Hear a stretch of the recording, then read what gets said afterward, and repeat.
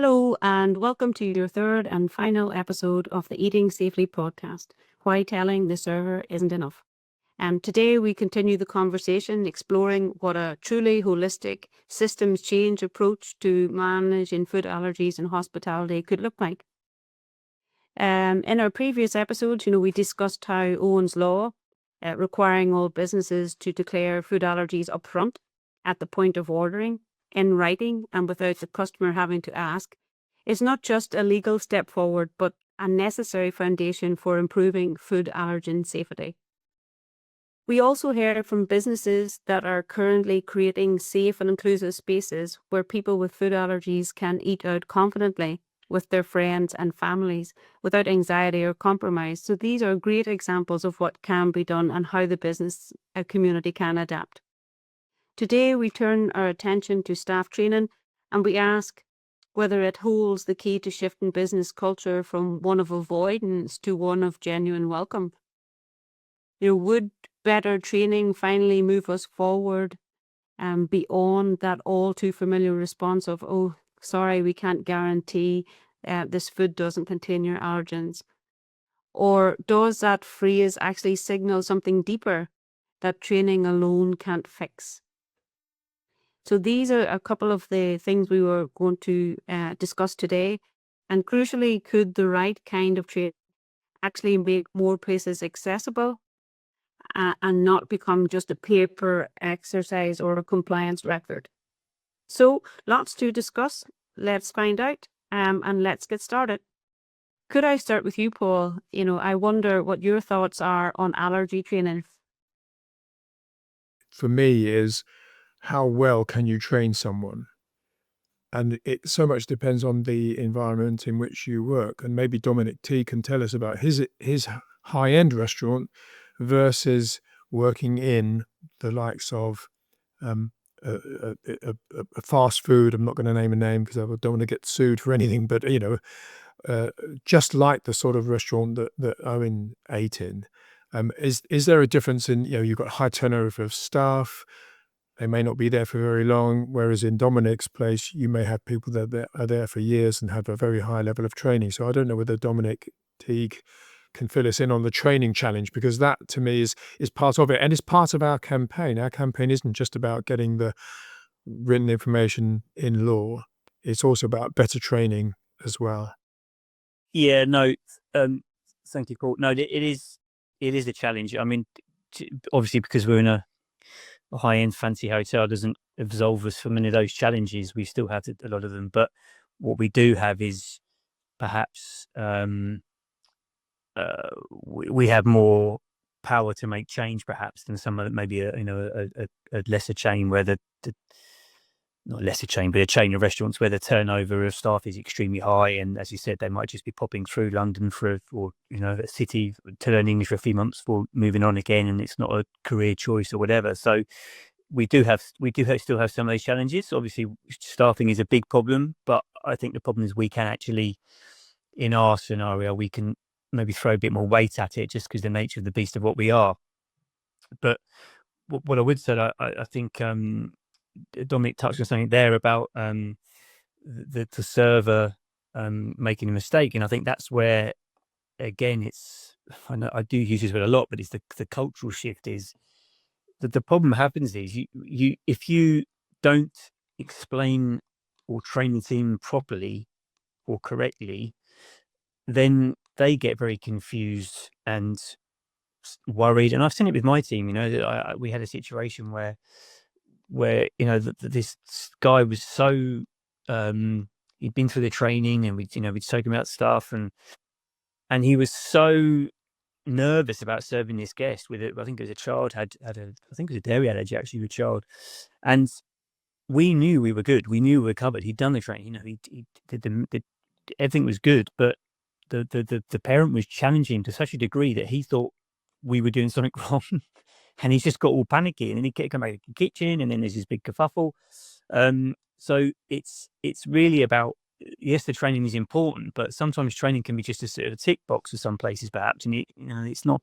I'm not saying it's not fit for purpose, but it needs to be done correctly. It needs to be done, and it's just about empowering the team, and that is that is down to the culture of the business as well, and making sure that everybody understands why they're having the training and the bigger picture. So Dominic alluded to, we could all talk for hours about different things we've got, but from my experience, I one of the things I say a lot, because obviously we're in the theatre land, so we have a lot of people coming in and they need to be out by 7 o'clock because they've got a show to go to. So that sometimes we do have a pressure point of half an hour of service where it can get a bit pushy, and we have to sort of speed up a little bit. But I say to the guys, I do not care. I do not mind if somebody is complaining because they're going to be late to theatre, or they need to rush out the door if it's taking time. And the whole team, front and back, are aware of that, because we talk about it a lot. We talk about it in briefings, and there's different processes we go through. But that comes from the top, and it comes from me giving the team the confidence for that. So they're not going to rush something if there was, and because they're getting hassled because the guest needs to go to theatre and pay quickly or whatever. But that's an individual thing, right? That's the challenge we have. It's trying to, how do you create legislation around that, or how do you put that into some formal whatever? That's the challenge we have, because we all have the ideas, and there's lots of people doing great stuff, but how do you level that out so that it's consistent around a business, whether it is a cafe or a takeaway or a high end? That's the challenge I think we face. But the training thing is obviously challenging for us, but at least we have we can put a bit more weight behind it because of where we are and what we are.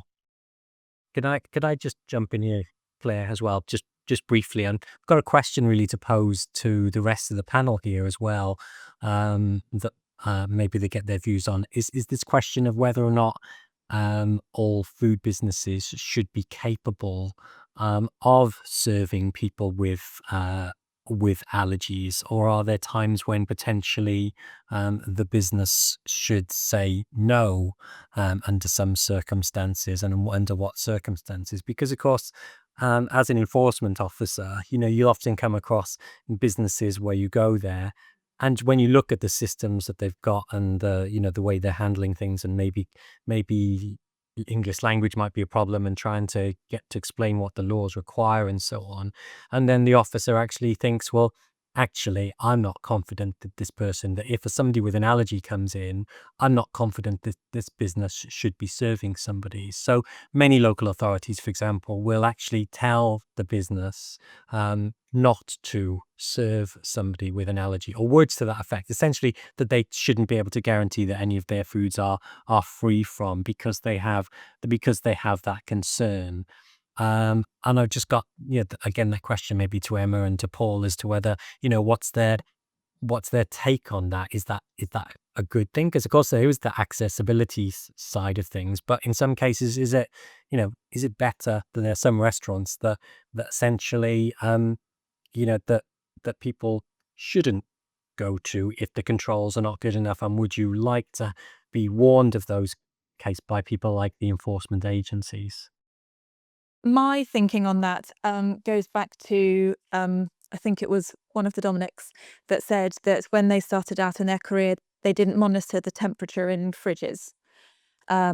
So if we can go as far as to being able to monitor refrigerator temperatures, surely we can go as far in not too much longer time to being able to monitor allergens in dishes, even as they change.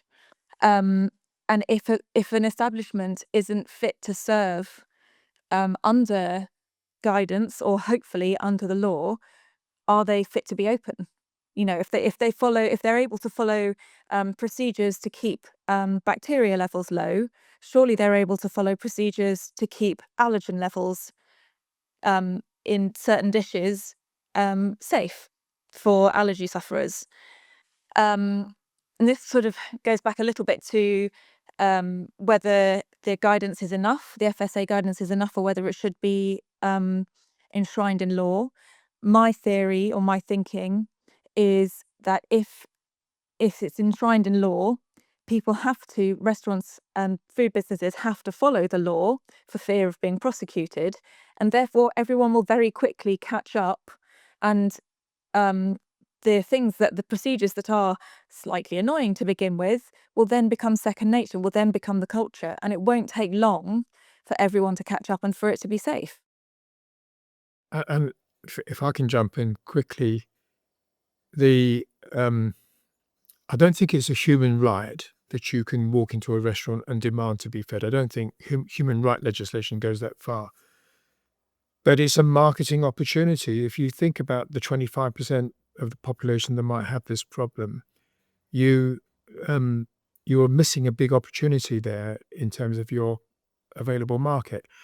Going back to the seatbelt analogy, imagine a car manufacturer saying, we're going to build the best car in the world, but we're not going to fit seatbelts. They wouldn't sell that many, would they? That's the way of looking at it. The law helps your business grow. I think what I've been hearing from you all is the idea that there are issues across and throughout the entire food service journey, and it will take more than the law, but the law is the bedrock and where and somewhere where we need to start. I think as a food allergy parent, I think that much like Emma, that the holistic approach should be applied where I should be able to go to eat somewhere and expect to see the allergens there and be able to be served something that is safe. I think what I struggle with is that the level of training or education for the staff is not mandatory, and that it hasn't progressed, I suppose, in a way that it covers human factors, all the things that you've described, Dominic, around, it being too noisy, people feeling rushed, and all those things lead to what is in the FSA report from Rebecca Gibb around the human errors account for over 70% of people being given the wrong food. And that's an issue, and that's an ongoing issue without you'll have the law, then you have the regulation to enforce the law, but there has to be some way of training that is much more respondent and actually takes on board the challenges and the near misses and being able to change the culture as they go along. And yes, of course, they probably need some enabling money to do that. But as an allergy community, I think from some of the research that I have done, some of the people with food allergies have said that whenever you have the scores on the door and they're rated 1 to 5, if one of those was turned purple, the allergy community would know, well, actually, the staff in here have been trained to this satisfactory mandatory level, and there's every chance my risk is lower in here. And then we would have all of the allergens laid out, and then we have the start and the beginning of a more welcoming, encouraging journey of inclusivity for safe spaces to eat. I don't know what anybody else thinks of that.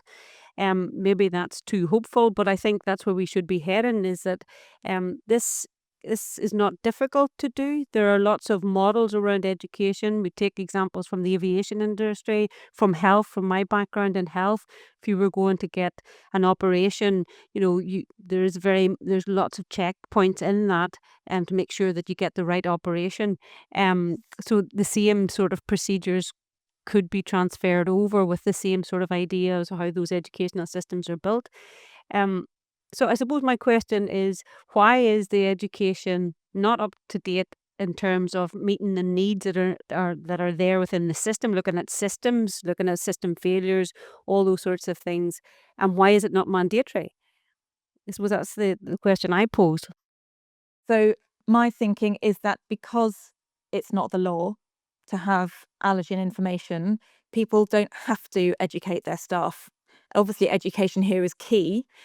If the law was to be enforced, or Owen's law was to be enforced, then people would be forced to educate their staff. There already are training schemes out there. Owen's law has been involved in one, which is very thorough on allergy training. So that model could be rolled out across all businesses. I'm sure other companies would be able to copy that style. I don't think it would take long for people to catch up. The issue is that no one is being forced to take responsibility for this. And by having the guidance enshrined in law, it would force the businesses it will hold them accountable for fear of prosecution. And also on your point, Claire, it's not just the allergy sufferers who are being penalised here. It's everyone that would be eating out with them. 4, 5, 6 people would be impacted by the risk taken by one person. It's not just allergy sufferers, it's intolerances, it's autoimmune diseases like celiac, who have to have a restricted diet. It's actually much bigger than what we're just talking about. Yeah, Dominic, did you want to come in? Yes, I just wanted to add that I agree with Emma that this legislation will absolutely would make things safer. But of course, there is a requirement at the moment to provide that information, not in writing, and we still have challenges. And indeed, if I look at my own experience, we didn't have legislation in Jersey, but we followed the FSA guidance many years ago. We did everything right. We ticked the boxes. We had allergen matrices, etc. But we carried on getting, which you will get, errors, human errors from process breakdown, from miscommunications. And the only way that we have reduced those up to zero now, in fact, we have, the hundreds of thousands of people that we serve, since we brought in our new holistic approach, we've had 2 exposures, and both have been to do with suppliers putting hidden allergens in a product and not letting us know about it because they substituted them or didn't label them properly. But it is that holistic approach that really creates the safety, if you like. And I think the other thing I would add is that a lot of this is about transparency. I always teach our team that we don't need to respond to a question, can you guarantee to keep me safe? What we need to say, because everybody has different levels of food allergy, of tolerance for risk, etc.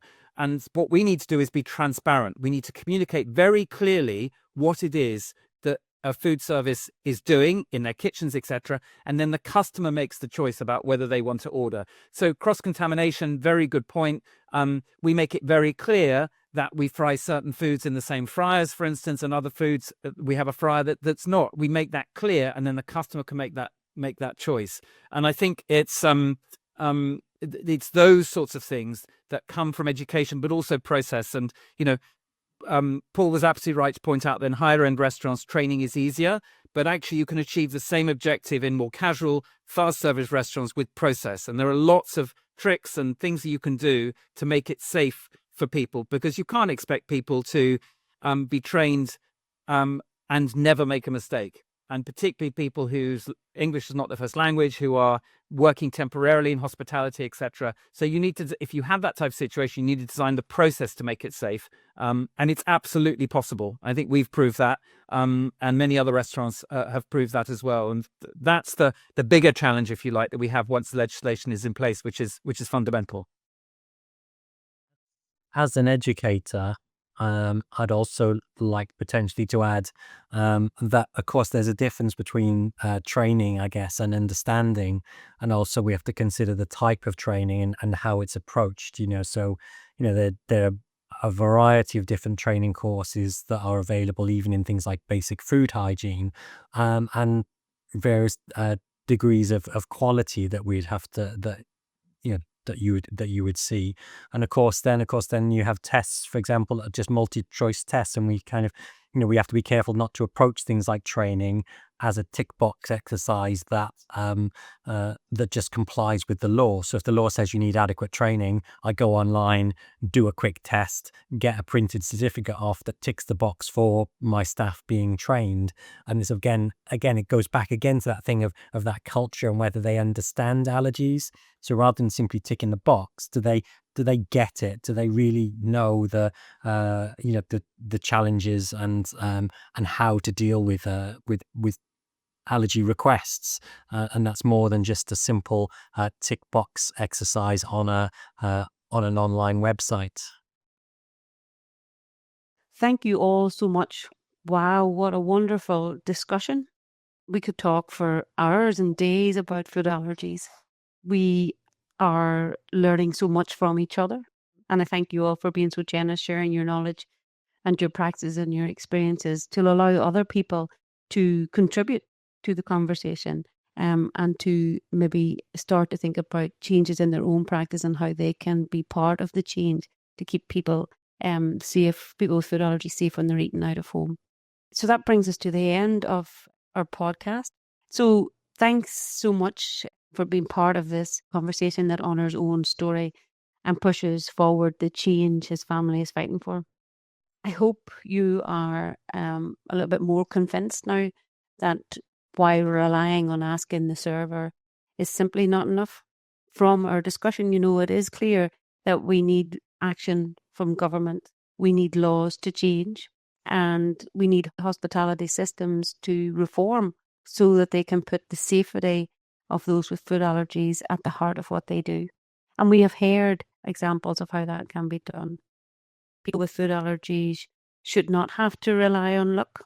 Safety, it should not depend on, who takes your order or how busy the kitchen is or whether someone remembers a detail that should never be left to memory.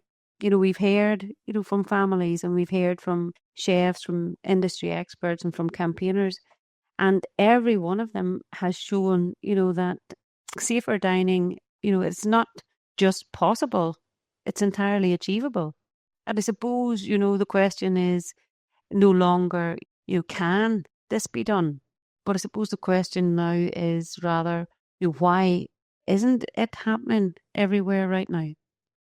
And I think that's an important reflection, to take from the podcast. So before we close, I want to thank everyone who made these episodes possible. It has been a pleasure to record these podcasts with you.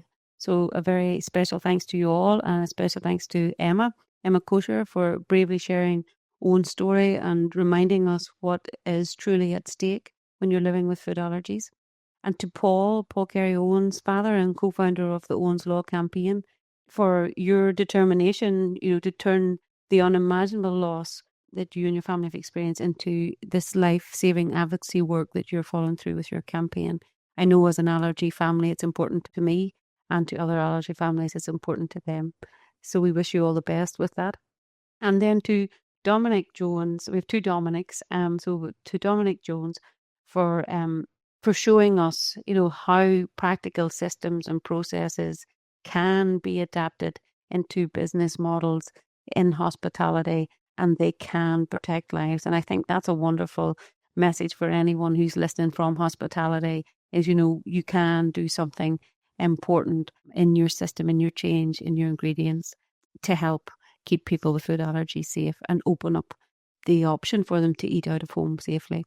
And then to Dominic Teague, for your wonderful insights. You've shared with us the very practical aspects where you have demonstrated that, what allergen safe dining would look like in real kitchens. That's amazing when you think of how busy the environments are. So that's lovely, so that people can see that it can be done. So thank you so much for sharing that. And then last but not least, to Iain Ferris. Iain, thanks so much for helping us understand the regulatory landscape and the aspects around training and the gaps that still need to be addressed. So I suppose we all agree there's so much more work to do. This is the start of a conversation that we're all having together, and we hope others that are listening will join. So, to each of you, thank you for your honesty and your expertise and your commitment to change. And to all of you listening, thanks for being here. Your voice and your reflections and your experiences matter deeply. So do share them in the comments. Perhaps you have already developed a new way of working, in your restaurant or hotel, or maybe you have suggestions for change that would make it more accessible for people with food allergies to eat out in hospitality. So whatever your ideas are, feel free to share them in the comments. If you're interested in learning more about Owen's Law campaign, or you want to get involved and be part of the change, go ahead and you'll find it online. It is www.owens-law.co.uk. Thank you.